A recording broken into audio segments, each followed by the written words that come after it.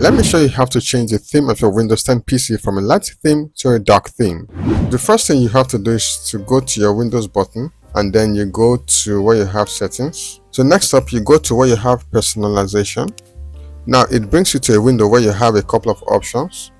So you go to where you have themes right here, and then you go to where you have color, the color tab. Alright, so next up you go to where you have choose your color, and then you're going to click the drop down menu. So you have three options here. You have the light, the dark theme, and the custom. So we're just going to click the dark theme, and as you can see, the theme of your Windows PC would automatically change into a dark theme. So this is pretty much how you can change the theme of your Windows 10 PC from a light theme to a dark theme. So if you found this video useful, please give this video a like and subscribe to my channel.